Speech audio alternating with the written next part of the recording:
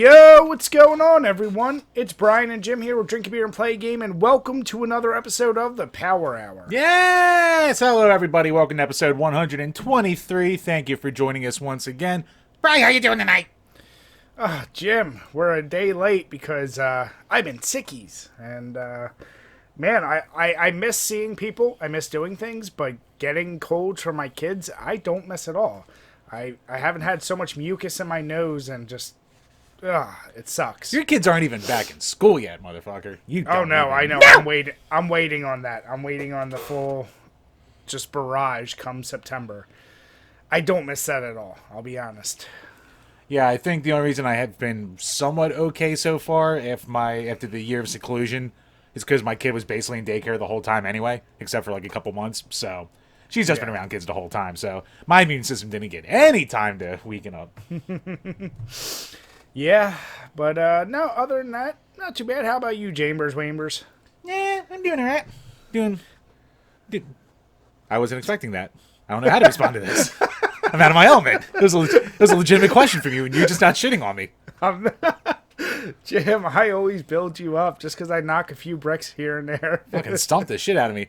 No, I'm doing good. I've been a busy little boy. Yeah? Yeah, so we can transition into what we've been playing lately. So I'm actually taking a page out of your book and starting my own little run of collection videos. So The first one will be coming out this Friday, and after that I've been working on... Alright, so a 32X video will be coming out with all my 32X games, and me talking about them kind of the way you did. And then after that, I'm starting work on my TurboGrafx collection, which will be multi-part because I have more games for it. So, what I found when I started that horror collection video is it ignited me to want to collect more. Did it do the same for you with your 32X and Turbo? So far, no.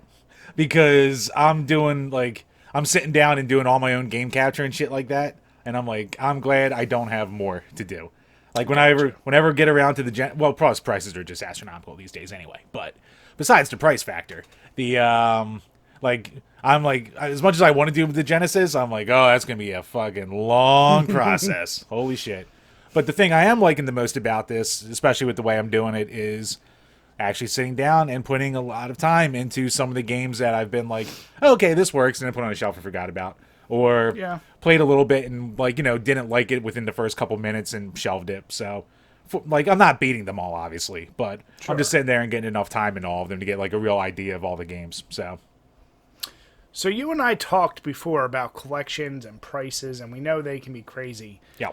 Regardless, let's say you get to the 32X and you have literally one or two games left.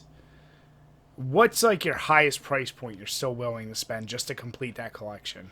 My highest price point would have been what I should have spent 10 fucking years ago when Spider-Man Web of Fire was still $300 to get it complete in box. And this, right, that's a $1,200 game now. So, damn. Yeah, so, back then I was I saw $300 and, just starting his job me was oh man, I'm never spending that much. I guess I'm not, finishing off the 32X set. Looking back, I'm oh fuck, I could have at least finished off the 32X and had all 30-some games for it. Yeah. Let me ask you. Actually, I already know the answer. I was going to say, there's no chance you... what if it was that game just missing the manual? The box in the game. Oh, I would do that. What if it was just the game, no box? Yeah. I really want me boxes. Because a lot of my Genesis games, I eventually, cut the cord on the manual to save $40. I was yeah, you know what, I don't care about a manual that much, so... Well, you and I talk about it, and it'll actually come up at my next collection video for horror as an update from what I have collected. One of the things I collected was I got the legit, Friday the 13th, the game and the manual, but I couldn't get the box, so I actually bought a repro box. Oh. And it came with a thing that's just hey, this is repro. My whole thing is I may just write on the inside of the box repro, just in case. Just for whatever. Yeah. But I know there's obviously a large debates about all that. Manuals are another one. Manuals and boxes, I'm if you just want it to sit on your shelf pretty and you're not trying to sell it out, would you go down that path? Like, if you really ended up wanting that, say you saw that game just loose for like an ideal, like say you saw it for $60. Oh God. Well, yeah. Then I'd hop on the shit out of it. Yeah. Yeah. No, I mean within reason. Like if I see a banging deal, like I'll piecemeal it. Like when I did my StarCraft 64, like I piecemealed that together, and I mean that's like double what it is now from what I paid for it all put together back then. But Yeah. even then, like at the time, I wasn't willing to spend that much on it, so I piecemealed it when I saw a decent deal. So I've done that before. Yeah. So yeah, I mean, like I'm gonna assume card only. It's like probably fucking $400 or something stupid like that. So, like if I saw it for like $100, I would hop all over that, and then try my luck over time. Now, so that's been your main focus playing those games, though, 32X and Turbo? Lately, yeah, just sitting down and playing through all the collections. So I started. I guess it's not a spoiler. Our next Patreon review will actually be Darkwing Duck. I was playing that a little bit too. Yep. Yeah, I beat the first like 2 levels. Then I finally beat Outlast 2 off stream because what I realized is I don't appreciate some of those horror games like that at all during stream because I'm talking the whole time. Right. Whereas when I was like, that game wasn't really grabbing me, and then when I played it offline, I was like, oh, okay, this actually is kind of like weird. To cleanse my palate, have you ever heard of the game Gone Home? It won a bunch of awards. Yeah, that's the one where you like walk around the mansion and figure out the mystery or Yes. something, right? Yeah. Apparently the term is walking simulator. I guess there's a couple games like that. Former guest Vito Giswaldi has an uncredited role in that, part of the running staff, I think. Really? Okay. Yeah, so that was like, I mean, that's an hour and a half, maybe 2 hour top game. Perfect. And then I also, what did I just also play and beat? Oh, I beat Shadow Monks. There you So, go. yeah, that, as Jim and I said, we're going to wrap up the little remainders of MK games we never got around to. So that was the last piece of it. Main games and spin-offs, fuck you, we're not doing portable. We're done. We're done with the goddamn Mortal Kombats after this. Yeah, but I enjoyed Shadow Monks. I'll just say that. Ah. Unfortunately, I think you got the short end of that stick. I'm sure. Oh no, I'm sure I did. But yeah, no, I just beasted out those games, and then of course I today streamed a little bit more Dead by Daylight. Had some more people rage quit on me and smack some butts with a tentacle. So Yep, little butt smacking can't go wrong there. what you sipping on tonight? Well, Brian, that might come up in a future topic this episode. So what you got? I am drinking from the Left Hand Brewing Company out of Longmont, Colorado, the Galactic Cowboy Nitro Imperial Stout. Wow. Super Left smooth, hand. super smooth and cosmetically dark. 9% alcohol, 44 IBUs. Good to go from the can like a pro in the glass. So, yeah. I'm actually going to be Stout Boy tonight because my 2 random picks out of my beer box were both Stouts. Nice. I like it. I'm Dark, finishing off creamy motherfucker right here. Oh yeah, that's As a good. stout Yeah, should be. especially as a nitro, it should be a little bit more smooth too. Oh, it's definitely smooth. But it's still got that like bitter bite at the end too. Yeah, this was a random 6-pack. The New Belgian Dominga Mimosa Sour. So sour with calamansi fruit, whatever the fuck that is. It's from sun up to sundown. Wow, really put effort there, didn't you, New Belgium? 6% alcohol. So a little bit stronger for these kind of sippable sours, I'll call them. Sippable Almost sour. done it. A silly sippable sour. Jim, speaking of silly beers, and we're right around the corner from debatably one of the most loved and hated beer times. One of the most loved and hated times in general for all drinks. Pumpkin season. So I've already seen I'm sure you've seen more, but people already like doing the memes of like hating on the fact that beer stores have pumpkin starting or breweries. Here's the deal. Southern Tier already did a tweet about pumpkin and people were like, fuck, it's July. And you know what? 10 years ago, Brian, when I wrote the article on our site about that, like, is it too early?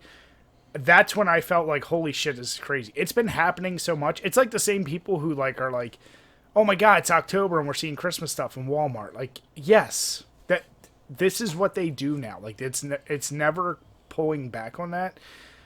Will I imbibe in pumpkin beers? No. I always have my tradition of waiting till September. I usually try to wait till the first Eagles game. I don't always make it, but I try. But I am happy because, honestly, I'm tired of just hazy IPAs, sours, milkshake IPA. I'm tired of, like, all those. I'm ready for, getting ready for the fall time, even though we still got plenty of summer left. What I find funny is, before, when it was strictly IPA nerds who hated on pumpkin, these are the same nerds now who do drink, like, milkshake IPAs with raspberry and whatever, and they're bitching about pumpkin. Like, dude, you're drinking basically so altered flavored, fruited up beer with lactose in it, but you're going to still bitch about spices. Like, get over it, man. Like, it's almost like cringy to be so anti-pumpkin anymore. It was a thing, and now I think it's come around where you're like, dude, we get it. Like, you're anti-pumpkin. Oh, let me guess, you hate pumpkin spice too. Wah, get over it. Right. Do we just go full bore? And next episode, we just drink pumpkin beers and sit down and watch a new He-Man series? Do everything the internet hates to want? Eat a little pineapple pizza? Jim, I was trying to get Todd and some other people who were watching me stream, thank you guys, to explain this He-Man because they were talking about it, about the hate that's going on for it. In short summary, am I getting this right? People are pissed because it's not actually about He-Man, it's about some other character? Yeah, I think, like, the gist that I got from it, and I don't fucking care, is that, like, it was advertised, as He-Man, and all the advertisements were like He-Man and Skeletor, blah, blah, blah, and it's basically about Teela.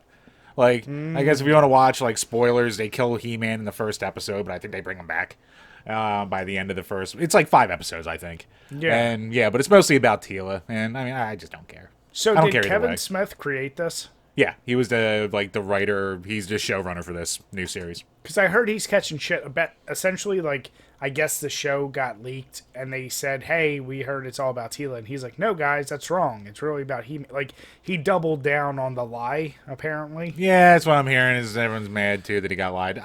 Whatever. Here's the deal. I said this during the stream. Don't get yourself so upset about these things. However, I will say from the few little previews, it did seem like, hey, this is just a He-Man show. So it'd be kind of like the next 007 having nothing to do with 007. Like, you'd be like, well, why are you still calling this James Bond or 007? Like, just don't call it He-Man or Masters of the Universe. Call it Teela and the Titties. I don't know. Like, call it whatever else. Yeah, a good thing Twitter wasn't around when Metal Gear Solid 2 was mostly about Raiden, so, yeah. Exactly. I mean, it's, I don't know. I don't get too upset, but at the same time... Right, don't worry. The new Ghostbusters trailer just dropped, so now everyone can bitch about that. Oh, it did drop? Wait. It's not that much different from the one from a while ago, but they added a little bit more. Oh. So is it the continuation of the girls' Ghostbusters? No, they're just forgetting that ever happened. Oh, so it's like... From 2? Like it's a sequel to 2, basically. Like, yeah, like Egon's daughter and granddaughter, he left them in some spooky mansion in the middle of nowhere and blah, blah, blah. It sucks that they're not going to have Harold Ramis. He was great. Yeah, blame Bill Murray. Prick didn't want to do a third movie for years. Well, no one ever claimed he was the nicest guy, Jim. Yeah. Just a funny, dry asshole. It's true. He was quite the curmudgeonly chap for a long time. Yeah. He plays his character well, so. But moving on, Chambers, what do we have from our lovely patrons? So Patreons. Yes, you do. So our fucking patrons went ham on us this week. This is easily the most we've ever had, so thank you so much to everyone dropping off a question this week and participating. Cheers. And also, for anyone who wants to participate as well, patreon.com/DrinkABeerandPlayAGame, where for as little as $2 measly a month, you can ask a question that we'll answer on each and every single episode of this Parrot Hour podcast. So first up from Game Whisperer Dean. If Socrates was alive today, what would he say about video games? I'm glad I did a little bit of prep work because I was like, shit. Like, obviously I know Socrates the name, but I don't really know what his whole philosophy was. You didn't know about the Socratic method? I mean, I heard of it, but I just never put the time in to learn of it. And what the Socratic method, for those of you out there who doesn't know, is, it's basically Brian bullshit. That's what it comes goddamn down to. I was going to say, it's just like you twisting fucking words, asking for the definition of what you mean to try and dispel an argument without actually making a counter argument. But Jim, I mean, it's proven over the ages. It's an easy technique. It's goddamn Twitch fucking debate streamer goddamn mentality. That's all it goddamn is. But it works. Such fucking angering. So it's bad faith arguments. All it is. It's not.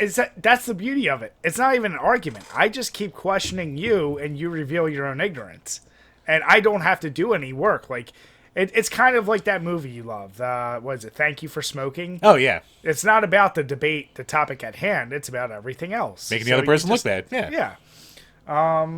But no. Luckily, 2 years ago, I went on this crazy spree of like reading all the best literature of the Western culture. So it started with all the Greek philosophers. If Socrates were alive today, he would probably just question the validity of video games and be more interested in things like what we've talked about, where games like Bethesda or something will give you a choice that's evil or good, and why people are making those choices. He would probably be like, mostly he'd probably be like, gaming is a waste. But what is the impact on the culture? What's the social aspect of it? And at the end of the day, he'd probably be provoked by people's decisions of, when you make a choice to be good or evil, why are you making that choice? And what are the implications? It would be funny to see him just jump back and forth between feelings, because he would definitely also argue about why do people feel it's a waste of time too. So yeah, no, he would argue both. He would argue both sides. He would definitely, like, whoever was the harder, he would be an amazing person during this argument of, did you actually play the game if you beat it on easy mode? Oh yeah. Oh god, that would be insufferable. Socrates is basically a perfect amalgamation of like me and you put together back in college. Mm-hmm. You with your bullshit arguments and me with my questionable hygiene back then. So it would have been perfect. Damn it. My big belly, ugly face, slight tinge of odor. Jim, I was going to say, pinoidal cyst. Did the hygiene really increase that much? I'm better. I go to work every day. I need my morning shower to wake up. I rub myself with a stick. Look, once you get a cyst in the top of your butt crack that you got to get removed at 21 years old, you got to change some things. You try to make sure it doesn't happen again. Oh, Chambers. Fucking doctor asking me if I go on bike rides a lot. Did I look like I went on bike rides? No. Funny guy. Jim, can I also point out from Twitter, you sharing the meme of like when your mom walks in and it's like the blank window screen? I was gonna say, isn't that where the red eye came from? Oh the yeah, busted blood vessel? Popping a blood vessel.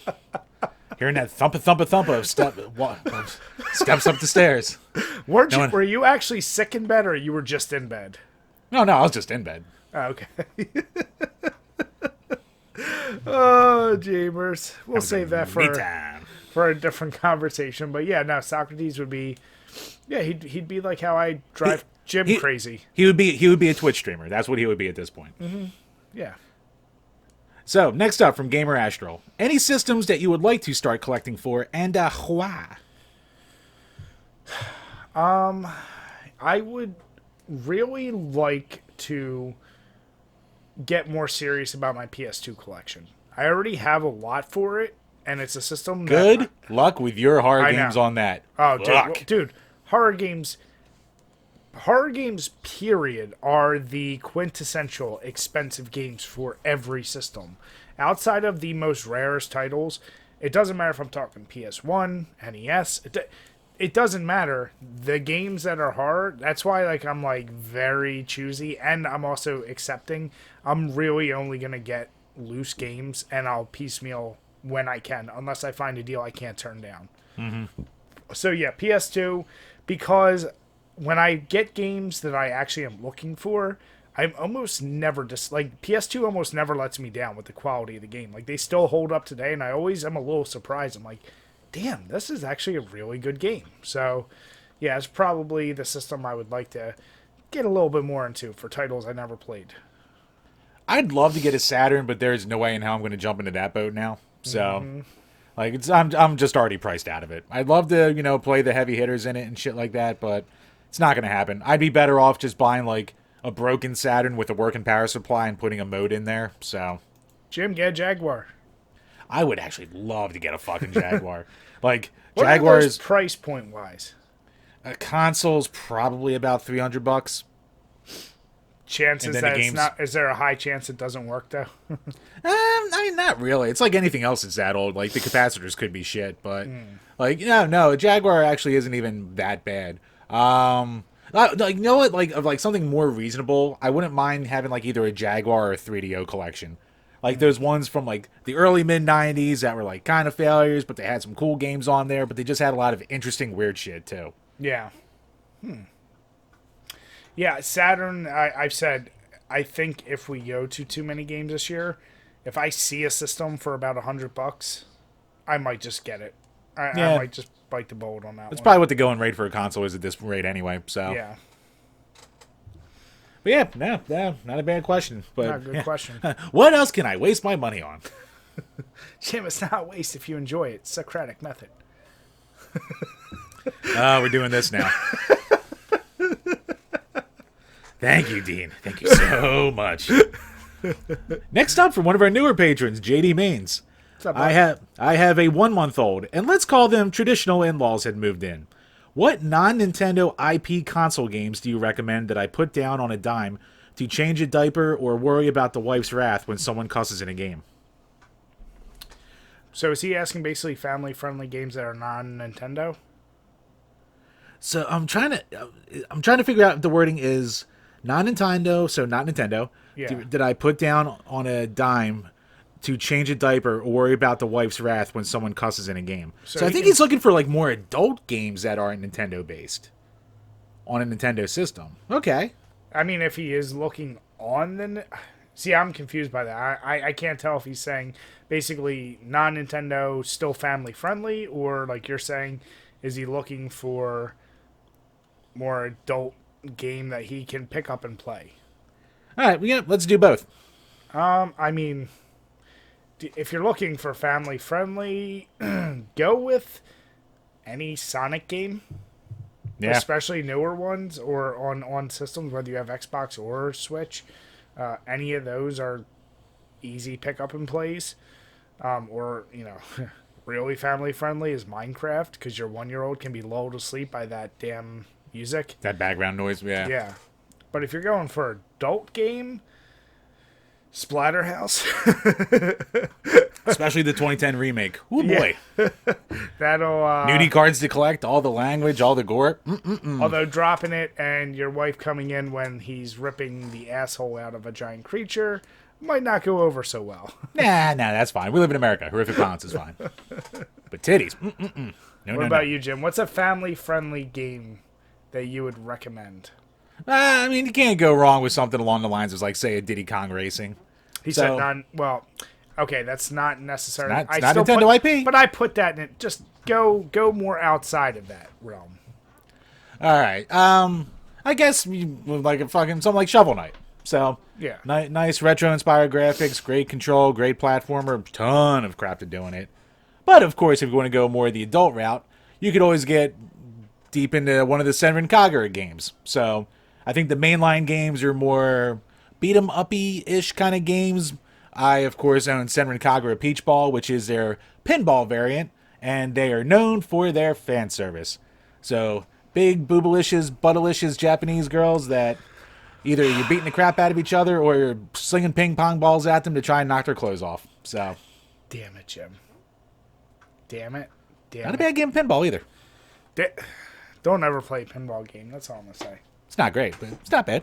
Just play Demon Crush if you're going to play a pinball game. That's the only good one. Devil's Crush, Bri. We're Demon's Tilt. No. We're I'm Alien talking Crush. about Demon's Tilt. Yeah. The recent one, yeah. Yeah. The one I whooped your score in. Yeah, so go get you some titty pinball. You won't be disappointed. Or Dead or Alive Extreme Beach Volleyball. Always a classic. Damn it, Jim. You and your hentai. What? It's family friendly. No actual nudity. Thank you, JD. Comes out swinging. I like it. Next up from 5th Gen Mook. If you guys didn't have families or access to mail-in beer subscriptions, would you have ever considered doing a road trip to visit a brewery in every state? Funny you should mention that. Because Bri, for ages, talked about wanting to just start going to different breweries alone in PA and then branching out, like trying to hit as many as we possibly could. Yeah. And then we all started shitting out kids, and then where did the time and money go? I think the reality is once the kids are older, and Jim and I can sneak off on like, hey, we're going to go away for the weekend just to like, even if it's like shitty Pittsburgh and those areas and see all those breweries. Pittsburgh could be last. We would, I mean, we definitely. Or do we do the worst first and just get out of the way? We want to hit up like, now granted PA, like, yeah, we could bang out a ton in a weekend, really anywhere.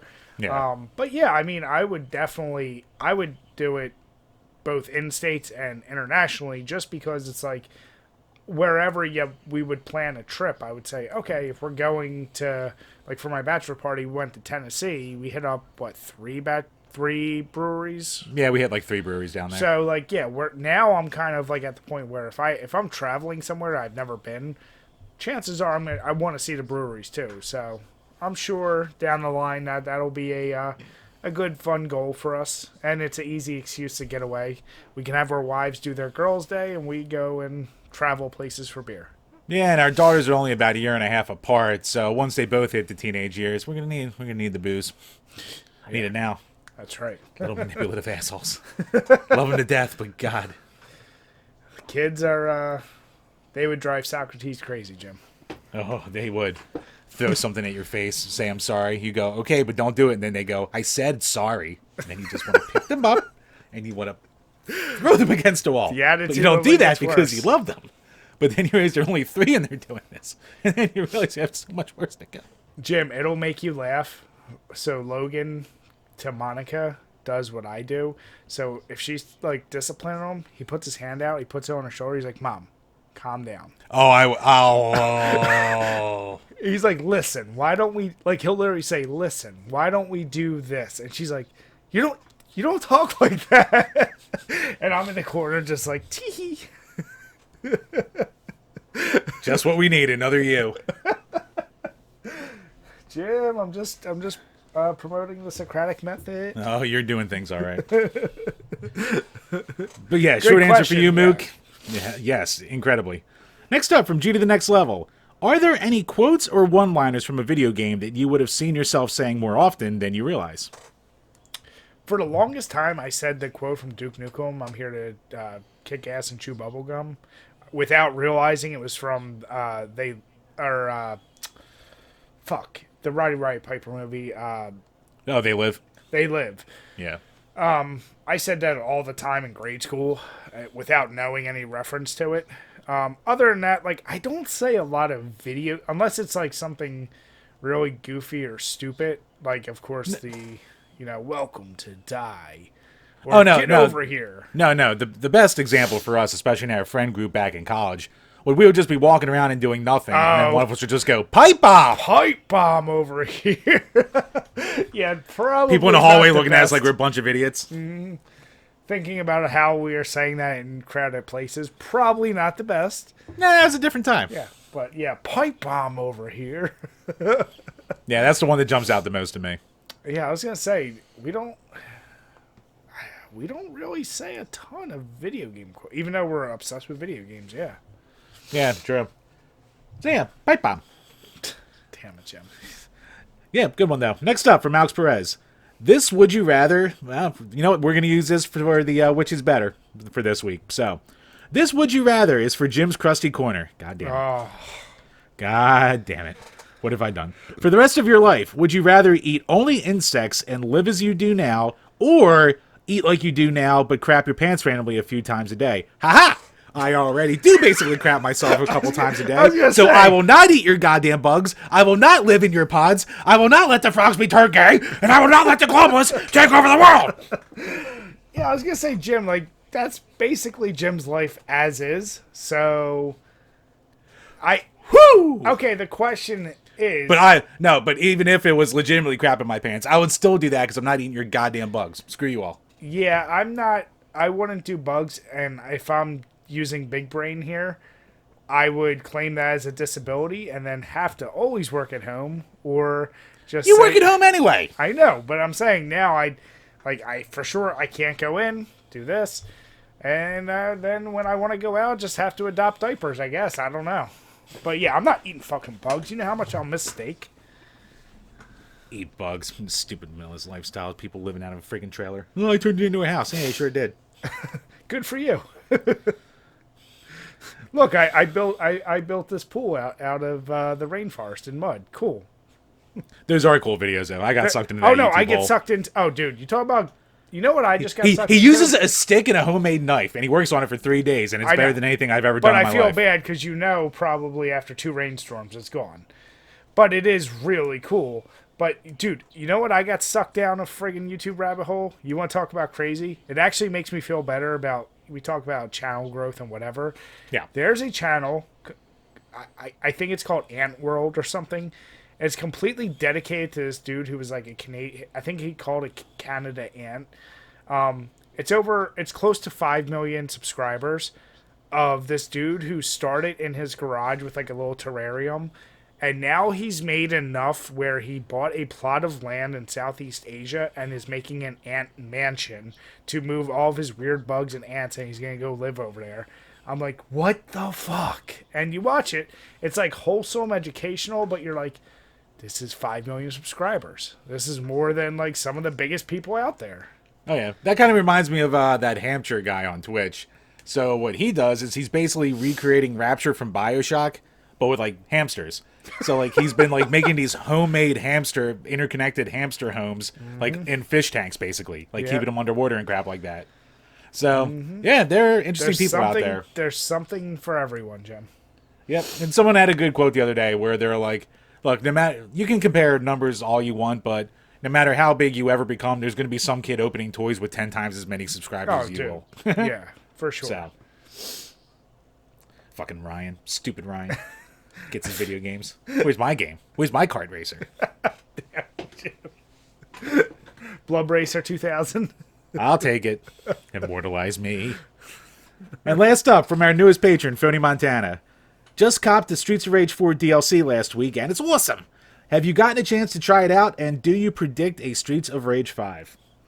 Jim, have you gotten it yet? Have not gotten the DLC yet. Well, one, they've had a bitch of a time getting the DLC on the Switch because Switch sucks. Nintendo's stupid archaic internet walls. Once again, like apparently they require like a 3-week review period before they like let people put content up there. So, which is asinine. And I know if I bought the DLC for the Xbox, I wouldn't get to play it as much. So I'm just gonna wait for it to hit the Switch. So I'll do it then. But I can see a Streets of Rage 5 happening. I think it was a good enough success. And Lizard Cube, who did the publishing, Lizard Cube did the development. Emu did the publishing, and they're publishing that new Turtles reshelled game too, or not reshelled. The new Ninja Turtles game is going to be coming out. So I think, I mean, as long as there's interest for it in the creator's side, I could see it coming out. I'd love to see it. It's fucking great. I almost would say there'd be no point for a 5 and only because one, like with this DLC, they not only add 3 characters, but they add that survival mode. Yep. Honestly, release like a $6 to $10 DLC that adds another 6 levels, and keep the same engine because they're not going to rebuild a brand new engine. It would just be the same engine anyway. And truly, who the fuck cares about the Streets of Rage story? Like, you've played through that game how many times, and could you even recap what actually happens? Barely. So, like, I sat through the cutscenes the first time, then I just skipped them every other time. So that's my only thing is, like, why would you even need another one? Just keep building off it. Like, let, like, this trend of keep the same game, add levels to it, add events to it, add shit to it, like, add characters. Unless you're going to do some kind of true major rehaul, I would not want to see just a reskin of this game with... Okay, now they'll add in whoever they haven't already added into the game. Right. So, I mean, it's a great game. I just don't really see the need for a 5. Yeah, at least not yet. Like, maybe wait until the next console generation and then, At least, yeah. stick around with some, whatever the graphics at the time are. Do whatever. I'll see it eventually, but I'm good with 4 for just now. Yeah, for sure. But like we saw with 4, never say never. It was just how many years between, Jim? It was like 25, 30-ish, something All right, like that. so in 25, 30 years, give me a 5. Yeah, exactly. Yeah, single. Yeah, Good question, though. And yeah, that will be a DLC. I'll wait till it's like $2 on Xbox. And then I can finally play as my main Max. Yeah, I can't wait to play as Max. Jim, you're only going to be allowed to play as Skate, and you're going to like it. He's not even in it. Well, I mean, he's in it as like the old school Skate, but he's doing new Skate. No, you're old Skate. Where's Rue? I want Rue. Put Rue. Roof sucks. Ow. But no, and thank you, Phony Montana, for joining our Patreon. We really appreciate it, bud. Yep.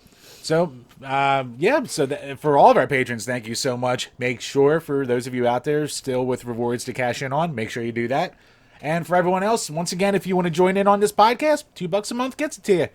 And also, if you want to help the podcast a little bit, make sure to head over to iTunes, hit that subscribe button, and leave a review, preferably 5 stars. Even bash us. We read all the 5-star reviews. Yes, sir. All right, Chambers, so how is that stout treating you? It's good. You know what? It's been a while since I had like a pure stout, especially like a nitro stout.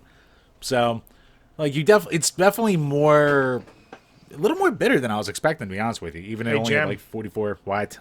Are you coming to the dark side? What, like Blacked? I've been on that site before. Damn it, Jeff! No! Oh, sorry. I misunderstood that question. God damn it. But no, what do you call it? No, it's damn good. I mean, if you like some good-ass, big mouthfeel, very frothy texture to it, goes down very smooth, and 9%, it's very dangerous at that point. It's damn good. Yeah. And my next beer will be from the Carl Strauss Brewing Company, the Bird Rock Coffee Roasters California. Oh wait, no. Okay, dumb. It's from a combination of Carl Strauss and Bird Rock Coffee Roasters of California. Fuck.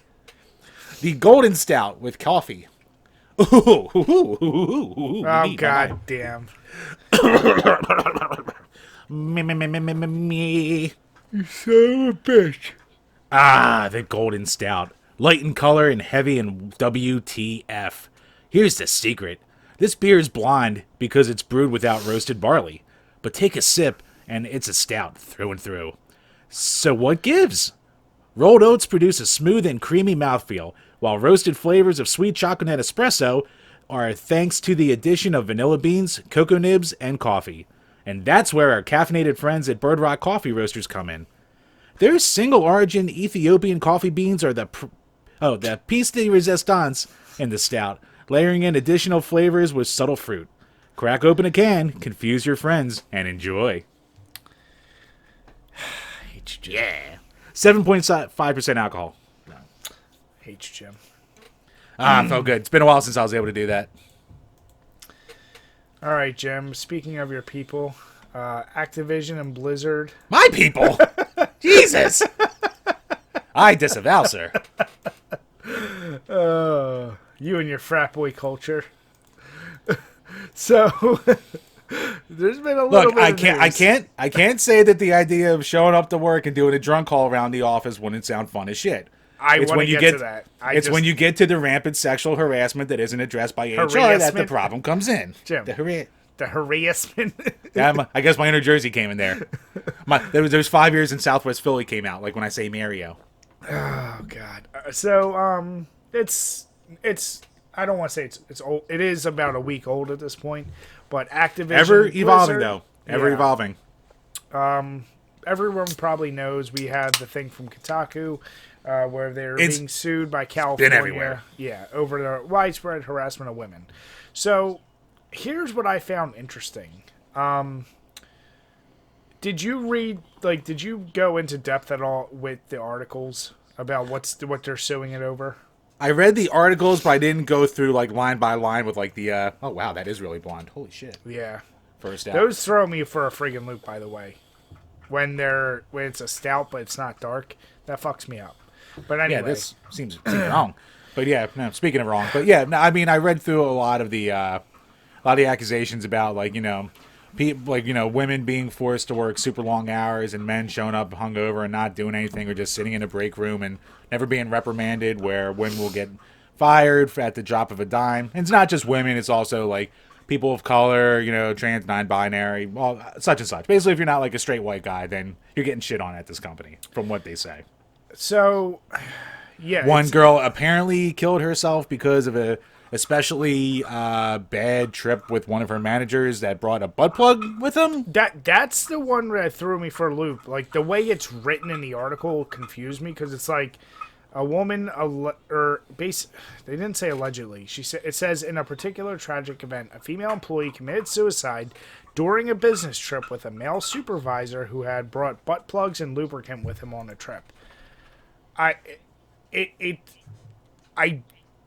they definitely saying the two are connected? Or is it just saying, like, I don't know. But either way, like, yeah, it is. There's clearly some real terrible shit going on. And it's weird because there seems to be a legit issue there of sexual harassment going on that they haven't dealt with properly. But what I don't like is they're pulling in, like, other issues. It's like, focus on the sexual harassment and the mistreatment of women there. It's like they're trying to pull in, like, too many other stuff. Like you said, like, there's people that, like, bosses can fire people at the drop of a dime. I mean, they're building a case for, everything, for anything that's marginalized and shit like that. Yeah. But like, I don't know. Maybe I don't know legal precedents enough. But I'm kind of like, well, why don't we focus on this shit that's like the immediate, like. What do you think? Do you think they're biting off too much, or do you think? I think when you throw too much at the wall, and once again, maybe I'm wrong. Maybe in legal precedents, I feel like if you steer away from things that you have real evidence. Because, like, I saw the one thing they were saying, like, the company was getting a lot of criticism because they weren't following, I think it's called, like, the Rooney Law, where basically they're not being inclusive enough with who they hire, but their lawyers already were able to counteract that and basically say, that will completely disrupt our workflow because we're only strictly looking at who's the best out there, and it would fuck up, like, our releases, da-da-da-da. So it's like, when you start muddying it with other claims and causes, I feel like, could it let them get off, like, instead of like giving them a true reprimand for the main case? And I might not know enough about this. And I also thought it was kind of weird, like, I didn't realize a state goes after a company. I thought this would be like a class action from the former employees versus the state. I guess, I don't know, I guess the government, if they want to bring down the hammer on someone for either way mistreatment. Because maybe it's a thing where the state, like the state DA is just like, look, these people don't have the power to do it because of all the arbitration clauses that are in the contracts of the workers and all that kind of shit. So, maybe they're thinking the only way there's going to be any kind of justice here is if, we have to intervene. Yeah, I hope. And again, we are legal dum-dums. Yeah, I do hope, hey, bring people to justice if there was sexual harassment, if there is any of this shit going on, bring them to justice, fuck them up. But like I said, it also was weird that, like, they called out, like you said, it seemed like they were calling out the fact that, like, higher-ups were coming in drunk, or they apparently promoted this thing called a cube crawl, which essentially is, like, what I read into it was you go around to other cubicles or areas of Activision that you normally don't go, and when you show up there, like, you take a shot. Let me just first say, that would be sounds pretty fun. Awesome to do that. It sounds fun without the rampant abuse. So, like, if you don't take that in there, like you do it right. Abuse, sounds fun. But that's one of those things. It's like, I would hope if you're going to have a company that does that, maybe you just say, hey, people can opt in and out of doing that. But either way, putting those things aside, they're also like, yeah, a lot of people would be just playing video games and they'd pass their work off to, like, their interns or whoever. I'm like, well, that's general, like, you basically... That's kind of just management, yeah. That's where I go... That's upper management. I'm like, don't start straying there, like, because then you're going to lose it. Like, just stick to the actual issues, not, like, workplace, higher-ups being shitty to lower, like, people on a low totem pole, because that happens everywhere regardless of anything. So yeah. I do hope they get a crackdown on the assholes who were doing this stuff, and... this is one of those things. It's led into a a walkout plan for tomorrow. I think it said like Yeah. 50 employees are planning it. 2,500, I think, something like that. Oh, are see, I planning read it. like 50, but then there's a support from a whole bunch of other groups. Oh yeah, maybe it's just support from 2,500, and then 50 some, or I forget what the Oh, exact no, number you know is. what? I'm sorry. Seeing the list of strike demands.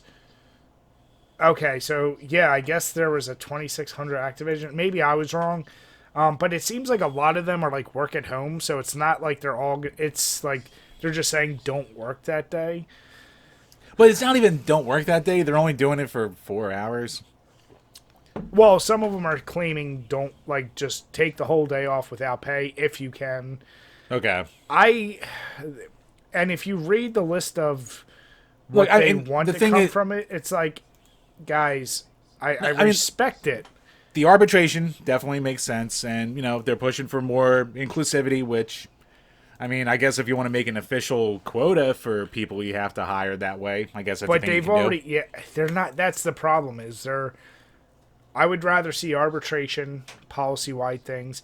They've pretty much made it clear. Like, And like HR accountability was definitely like one thing on yeah, there. and the cynic in me goes, I like the attention's being brought. It's going to bring a lot of negative publicity to Activision. It's going to hurt their reputation for a little bit. But at the end of the day, as we've seen with all these game companies, unfortunately, if these people walk out, you will eventually get replaced, and it will roll on. Like, I don't know what the right answer is. If the walkout you think is going to do something, You know what? I think if you're going to do this walkout thing, you have to do it for definitely more than 4 hours, and definitely more than one day. Like, Yeah, if you wanna try and make that something- was kinda like my you're not point. going to disrupt shit by doing it for even one day. one day is not going to do enough. Like, you do it, One day is just going to put you on a shit list that so Yeah. the company can slowly rehire people. They just fire you for whatever. Like that's what a 1 day strike will do. Like they need to have a large chunk of the production people walk out the same day and stay out until, like, say Bobby Kotick's fired. Like make like a strong demand. Like make a point out of it. But, Yeah, like, because what I don't want to see is these people have the right intention. They want something done. oh yeah. They could get completely fucked by doing too little. So it's like, be more strategic. Basically, talk with the people who do work with Activision. Maybe they're distributors. I don't know. Wherever you can hurt the bottom dollar, and then they could start saying maybe we do need to change some upper management. Hit those things. But just taking a day off of work, even without pay, you're actually now like you're saving them that money for it. So it's like, you got to be more than just 1 day walkout. Is all I'm saying. Yeah, and I mean, like the interest, and like that stemmed from Activision's initial response to it, which is just like, these allegations are all ridiculous, blah blah blah. It's unfounded. We've been working closely, so it's not like they're even acknowledging at all that anything's wrong. So everyone's going, "Oh, what the fuck, Activision?" And it's funny because the funny thing about that, I mean, it's typical corporate speak as you would expect, but it gets even funnier because, like, World of Warcraft is owned by Activision Blizzard now. It's a Blizzard property. And they put out this press release. It's like, oh, we take this seriously. So to show our solidarity, we're going to take away a couple offensive lines from NPC characters. Like, dude, seriously? That's the best you're doing? Like, you think that's going to be quoting to people? And it's funny because, like, even like, and there's been a lot of notable shit going on around this. Like, I think this has a lot of legs. Like the Russell Brower, who is a composer and director and conductor for Blizzard. Like, he's worked on World of Warcraft, Diablo 3, StarCraft 2, and he literally wrote, "Wish I could get 12 of those years of my life back." Like, he's a big name for them, and he's, like, just throwing the company out. And another weird thing, like, I mean, the stories are coming out left and right now from people, which, always, not, I don't want to say take it with a grain of salt, just for how egregious a lot of this shit is. But it's also, like, of course, people are feeling empowered now to come out, which is good. But the who funniest wants to thing, be a part of that crowd? man, there's that, but I'm sure that a lot of them do have their. I'm sure most probably have a legitimate gripe, and but it's also funny how the most telling thing is how silent a lot of the real gaming journalism outlets have been about this. Yeah. All the big name people out there, silent, silent, silent, silent. Well, what I So, saw was interesting. Even for the most inside of inside people who've never reported on this before for some reason, as if they needed their kickbacks and their access to keep their jobs and their positions. Which, hey, you know what? I've come to the point of, do you expect better? Like, there's two tales to this. And I'm saying of people not involved. Yeah. You have those who had a vested interest in Activision one way or another, whether it's making money. Like, I saw a call for all Twitch streamers who play Activision and Blizzard games to maybe tomorrow not stream. If that's their main and maybe that's their source of income, maybe they'll acquiesce, maybe they won't. You got some that are claiming extreme outrage to a point of, like, almost as if they're taking it personally. Like, where I go, be outraged, but, like, calm the rhetoric. Like, don't just jump on it so you can earn social points. Like, there's always going to be those people. That bothers me a lot, like, when people do that, because you're like, you don't give two fucks about this. You just want to appear like somebody who gives a fuck. I think you're going to, unfortunately, until, and like you said, it seems like where there's smoke, there's fire. But as we're seeing with other cases, like what happened with Bill Cosby. Oh, he got off on a technicality. I know, but did you see how divisive that became? Of like, well, see, now we said everyone was lying. It's like that. The two don't translate at all. Unfortunately, there's going to be those people that ride the fence. They wait to see what the actual outcome is. If they become guilty, like, and Activision is guilty and everything goes through, they'll say, I hated Activision from the start, even though they were silent this whole time. But if they get off, they're going to be like, you know, weird allegations that, like, unfortunately, that's where those people ride too. And yeah, I mean, is it almost going to be a thing where it's like, they're going to be like the gaming version of OJ, where it's like, yeah, you got off, but we know you did it. That's where, you know, because look, we do live in America, so everyone should get their day in court. Yes. It'll be very interesting to follow this, and it'll be very interesting to see what comes of it, what they can prove, and, like, you know. That goes back to what I was saying. That's why I want to get away from the wide net of, some are, like, specific accusations of specific, like, I was harassed, which I want anyone who's being blamed who did that, like, to go to jail. Like, I want real action. But things that are harder to actually pin, that make everything else seem a little more frivolous, I want those kind of handled separately, if that makes sense. So that way you get the more serious shit, so that way it doesn't get watered down with anything else. And that's not demeaning the other stuff. It's just saying, like, if somebody was actually physically or even mentally, whatever, assaulted, I want them taken care of first. Versus someone who's like, well, there's something systemic here. It's like, okay, well, first the people who were directly, then the like, you know, it's a water, you know, it's a, you know what I'm trying to say. No, I know. Yeah, it's yeah, you know, the words with the words and shit. Yeah, but no, I do hope, bring them to justice. Get, you know, if people did this shit, I'm clearly very much not okay. Right. But as we've seen, and I'm not comparing directly, unfortunately, the mass populace won't know or care enough about this. If they like an Activision game, I was going to get to that, because everyone's going to, you know, get on their soapbox, you know, and get their social media points. Mm-hmm.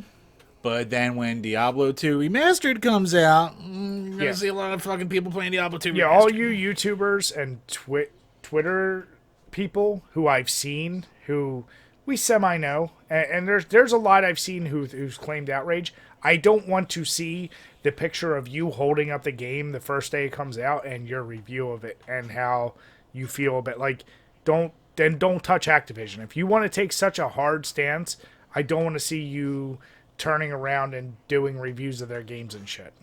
Right. And look, anyone out there right now can think less of me for saying this if they want to, which is, it's fair.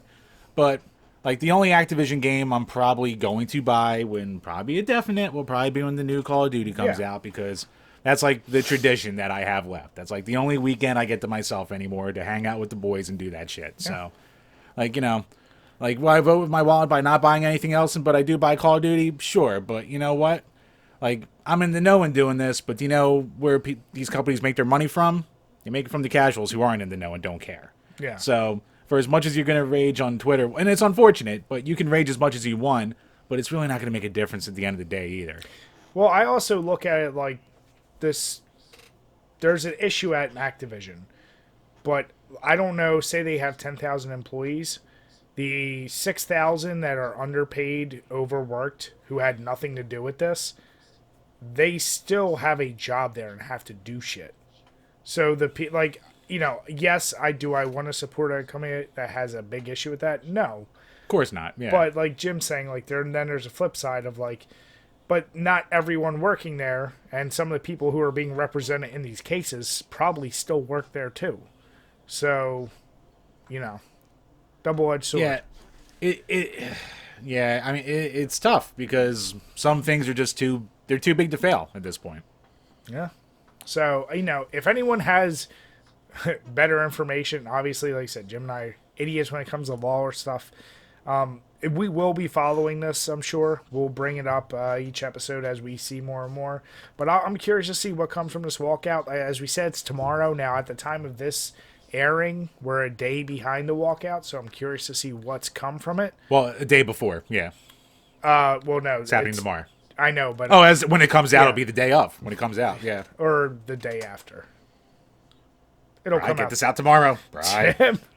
Bri, you work from home. Don't you give me your goddamn shit. Jim. Don't you Jim. fucking dare. Jim, if you can do an after work stream all the goddamn time, this will be you can this upload. will be edited in a half hour. It'll render in 2 hours.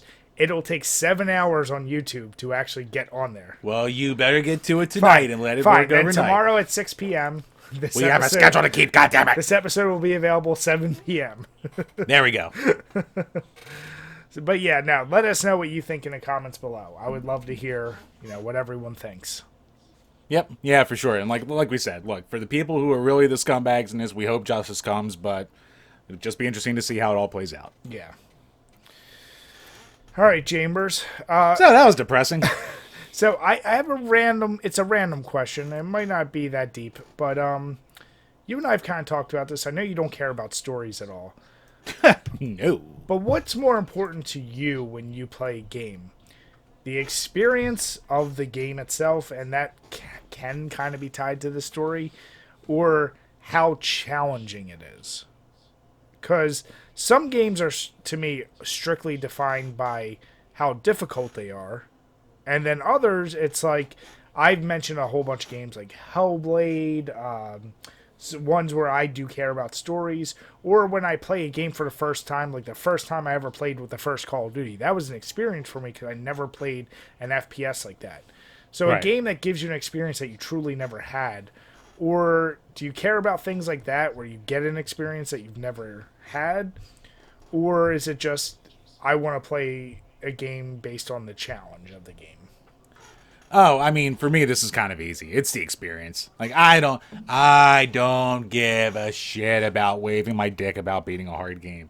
I don't fucking care. And especially at this point in my life. Like, for a lot of my life, like, if I liked the game enough and I, like, was able to get good enough to go through and beat it on, like, expert or super hard or shit like that, and I was able to get through it, I went, all right, cool. Like, that's an accomplishment.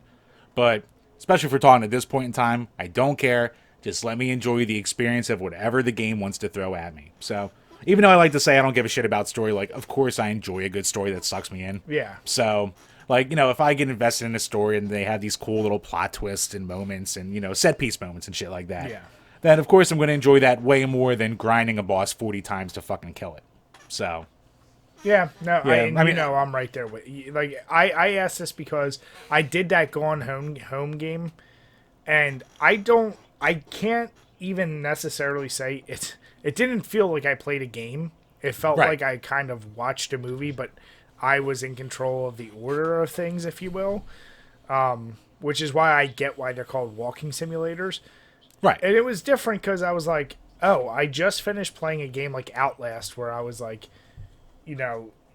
trying to avoid getting killed brutally and seeing these terrible things, to like, oh, okay, this is like a different, this feels weird. Like, I'm not There's nothing coming after. There was literally not a single threat to you. You just do something at your own pace. So it gave me a different experience where I was like, okay, even if I didn't love the game, or like if I could recommend it or wouldn't recommend it, I was just like, that's a different experience. I like things like that surprise me versus, like the challenge. Challenge is cool, and I do like, you do get a weird sense of like if you do beat a game like a Halo or a Call of Duty on Legendary or whatever, like, you're like, cool, I beat it, but like that fades instantly. Whereas experiences, I feel like they last quite a bit longer. Oh yeah, like even when I got that code and I reviewed it, that what comes after, like that was just an hour long walking simulator, walk from person to person and listen to their story kind of deal. Yeah. You know, get the lesson from the lesson to be learned from the game and the experience, and you're on your way. Like there's no replayability or different.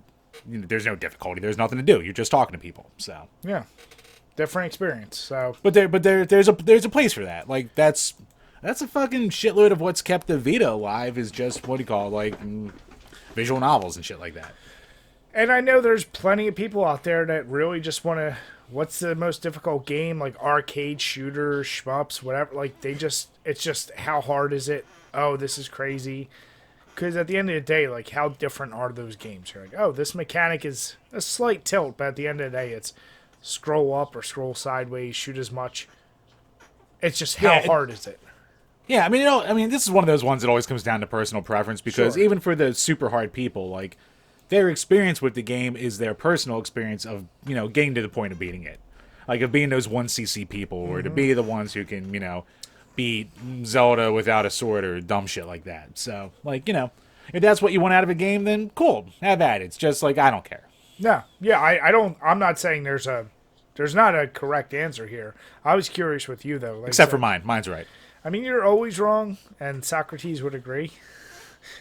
But Socrates needs to wash his asshole. That's what he needs to do.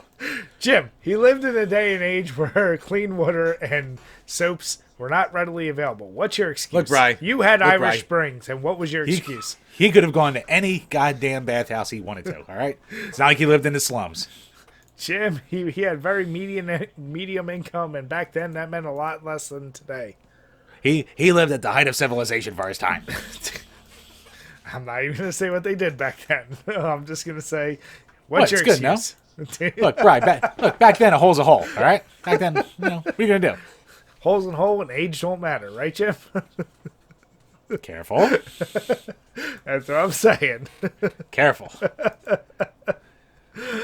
So, let us know what you guys think. What's more important to you? Is it the experience of the game or the challenge? What do you get more out of from a good game? Oh, Jim, this one depresses me. had to throw a little goofy guy in there. So, well, Brian, did we talk about it with the fucking the Super Mario that went like for $1 million at auction or some shit like that? I don't even think we did. I don't think we did. No, we didn't, because everyone else talked about it. But yeah, like it seems to be the video hot game thing collecting. Now. Like the baseball card collectors and that ilk, they're in video games now.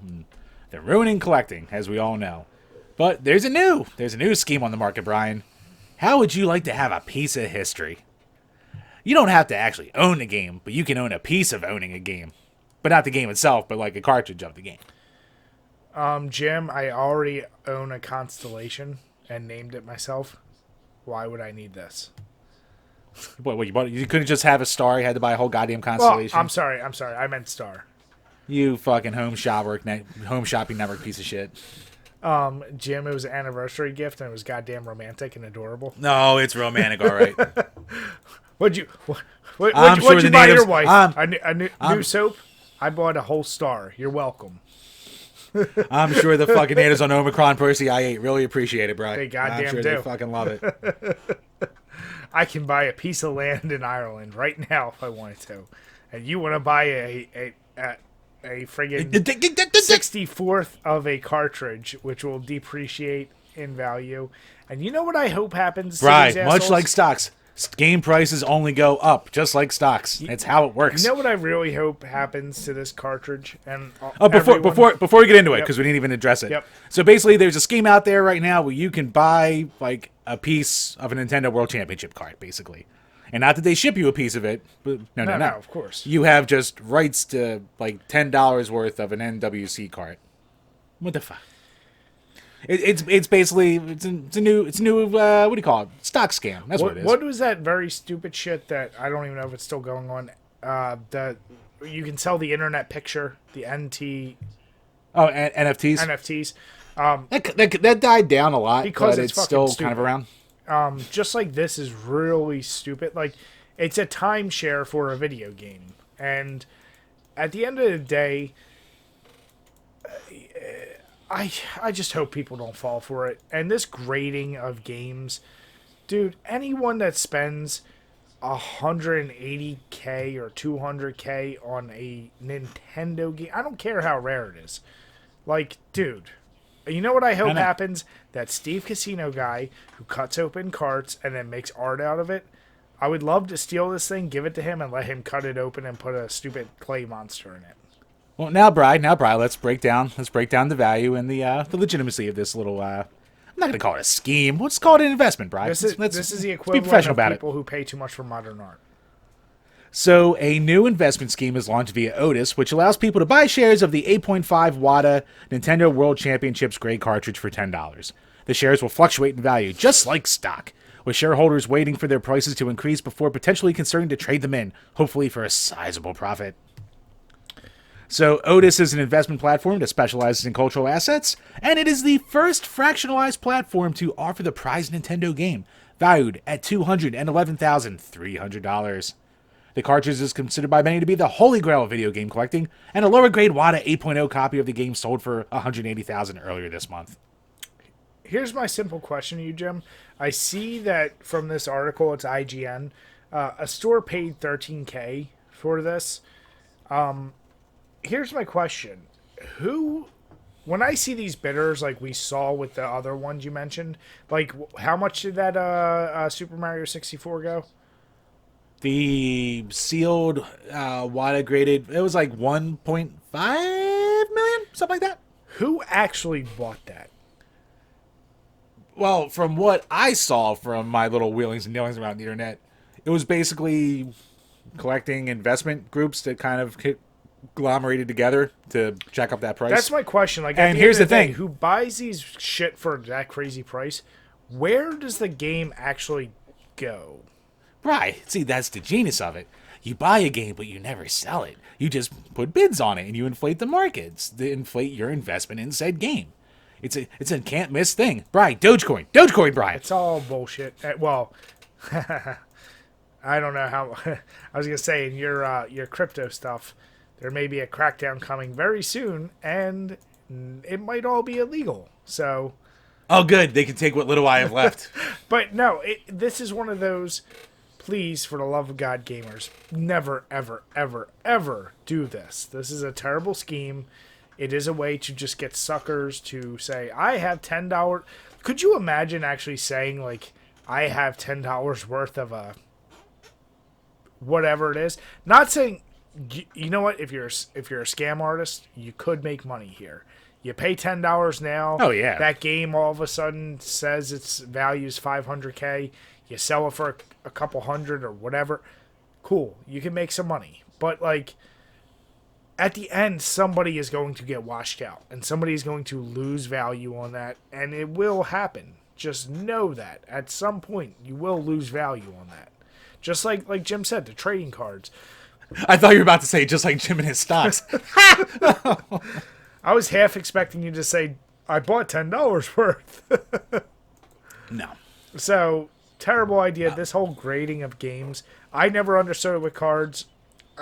Let me rephrase. I understand there's a rarity to things. There's a market out there that's willing to pay top dollar. I see it a lot of times with like Magic the Gathering cards and shit like that. Right, gotta have my Black Lotus on the wall. But just why? Because my mind always goes to who's that end user that actually says, like I asked you about your collection for 32X. You're someone who, at the end of the day, you would like it just to actually have it. Maybe you'll actually play it.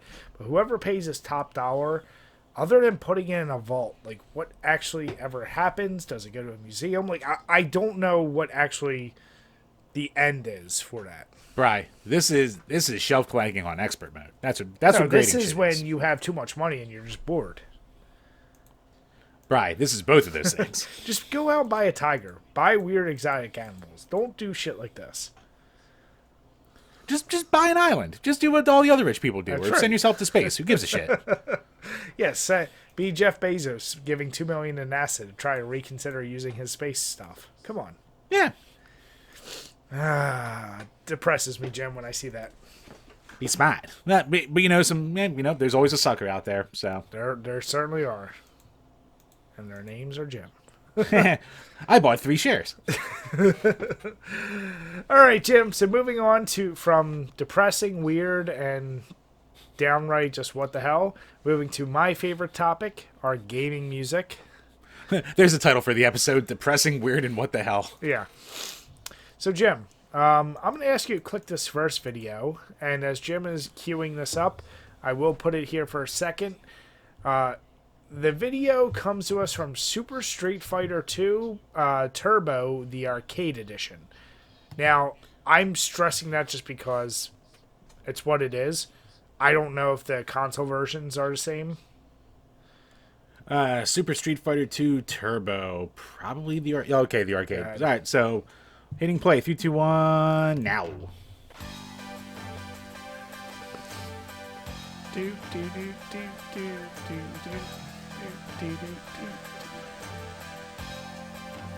So I really want you to keep that melody in mind. Ah, shit. So you've kind of heard it, right? Oh, I've definitely heard it. So I have 2 songs that this could potentially be. And there could even be arguments that one of these songs might inspire the other song. So if you click on the first one, Marvin Gaye and Kim Weston, It Takes Two. Listen to the melody. I know you're going to think I'm crazy. I mean, I've got the poop face going right now. Yep. Oh, goddamn commercials. Tell me when you're getting to it. All right, getting rid of commercials. 3, 2, 1, now. Oh, I'll be goddamned. The melody's exactly the same. I will be a slapped ass right there. So, obviously, once the lyric kicks in, the melody's a little tougher, but that opening... Dun, dun, dun, Yeah, no, that is definitely exactly it.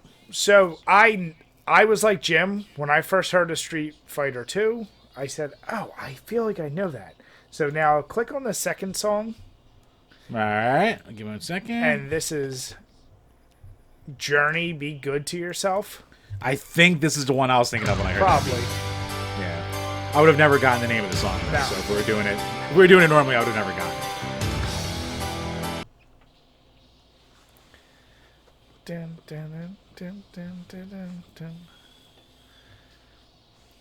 See, now, like, this isn't the one I was thinking on. I know I've heard that same chorus in another song.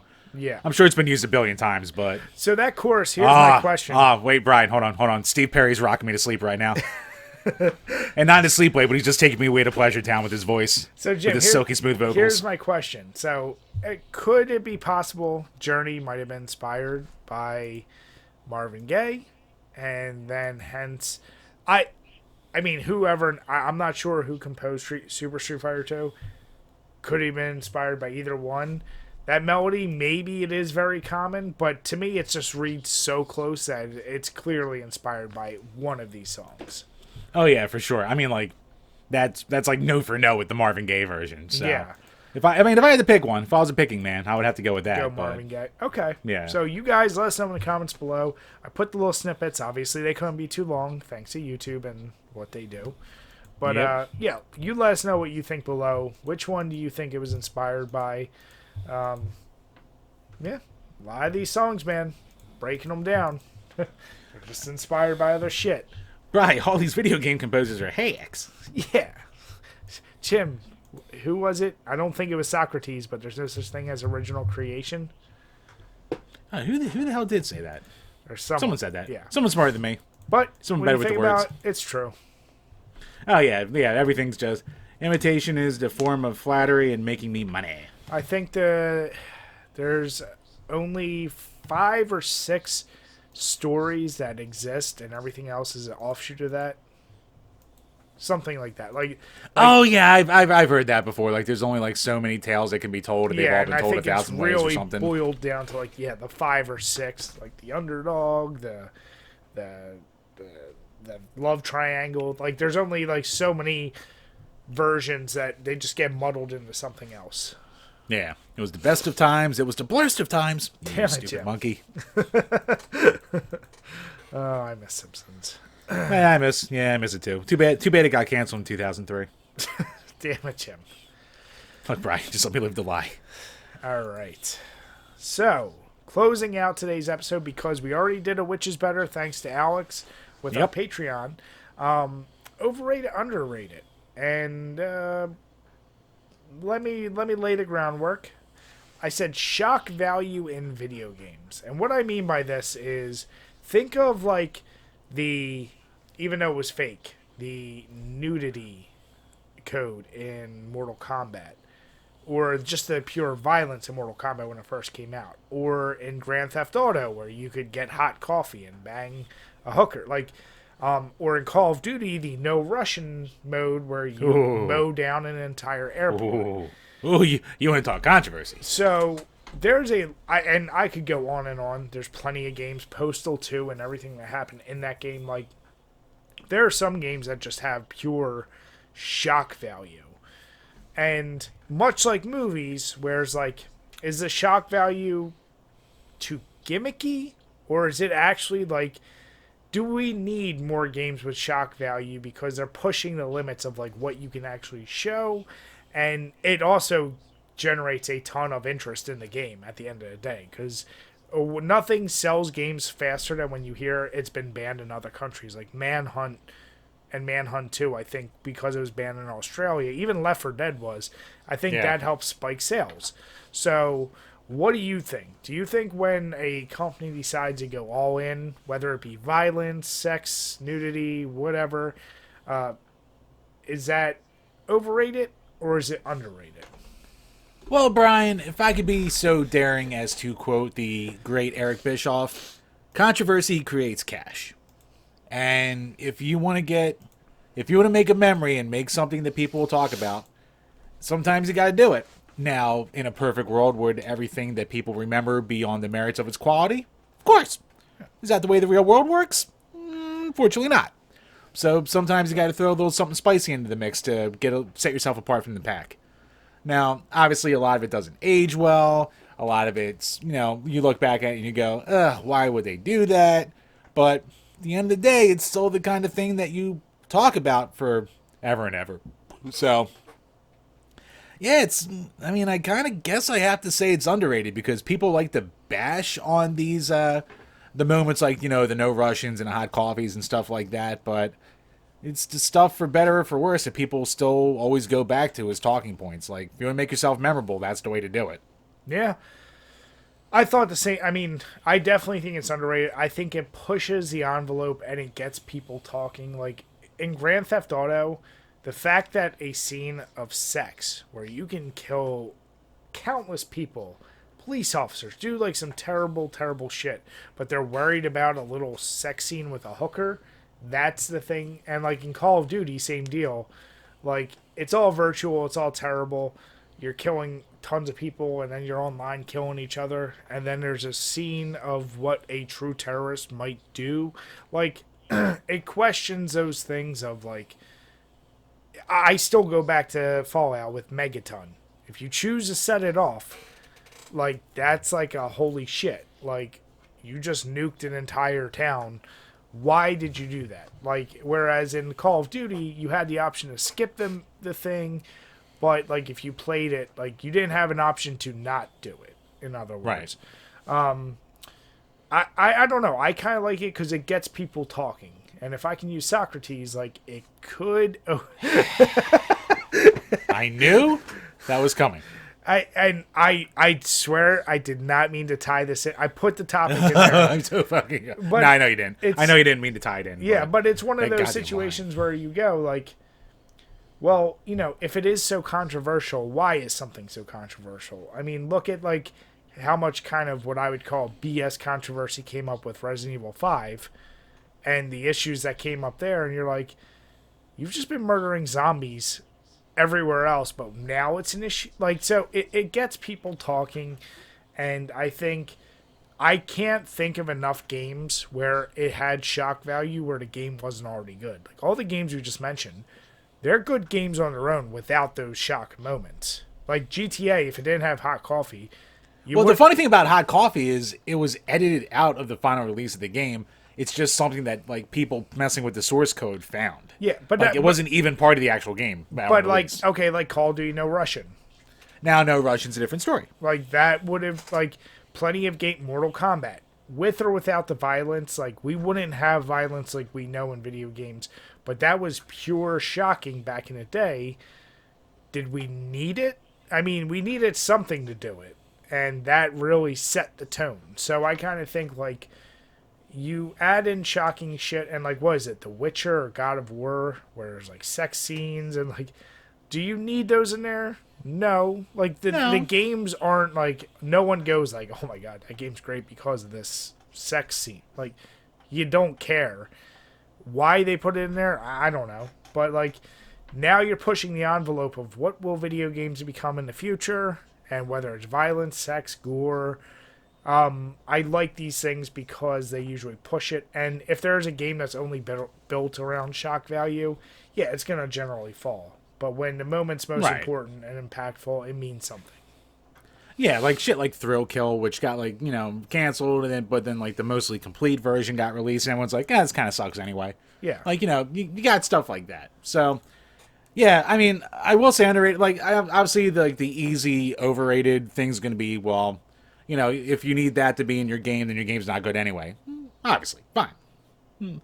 But you know what? One man's trash is another man's treasure. So, you know, there's always something that can be taken from almost anything within reason. So, see, and it's funny you said that. Like, I almost feel like when people use that shitty argument of, like, if you need that to be good, like, well, that's the same people that say, like, well, do you really need to say fuck? Like, sometimes, yes, you do. Like, you need to send a message a different way. And, like we've said many times, some shocking movies I don't necessarily enjoy watching, but after seeing one or two times, you go, oh, wow. Like, it gives you a feeling that you're uncomfortable with. Like, maybe some games you should be made to feel a little uncomfortable.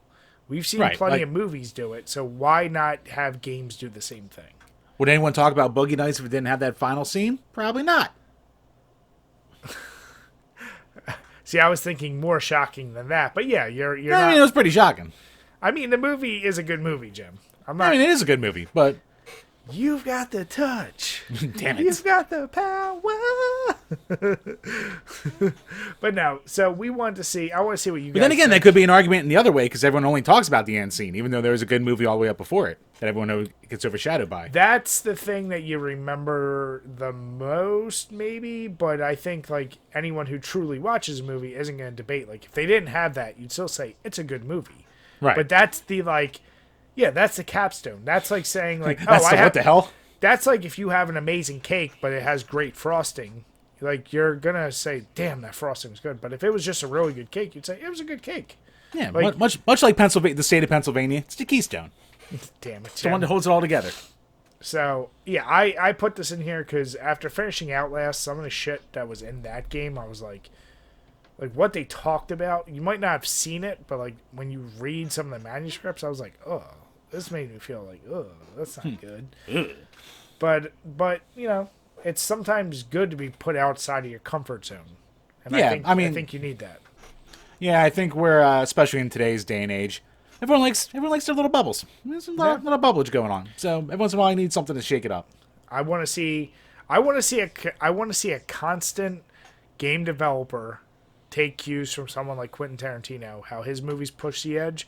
I want to see a game developer do that time and time and time again. That's all I'm going to say. Yeah, I mean, I'm fine with that. We need someone out there to spice it up a little bit. Yeah. We don't need generic open world game, adventure game, or a generic first person shooter again and again. Or you mean like every generic something. Nintendo game? Sir. Oh, you get a star in this way. Now you get a star in this way. Brian, they were moons in the last one? Damn it. So you guys let us know what you think. Do you think shock value? Is it cheap? Is it underrated? Is it overrated? Where have you seen it done really well, and where have you seen it not done well? So I would love to hear. So with that, Chambers, how did that second stout treat you? So this was a weird one. This was my first ever golden stout, and it was really weird. Like, it was so much like creamier than I was expecting, and I was thinking about it as we were in the middle of one of our discussions I wanted to talk about, then I kind of forgot, and then I forgot my point. But it's definitely like not like your standard stout experience at all. It was good though. Like, it was definitely good. And the further down I got, the coffee definitely started to come through way more.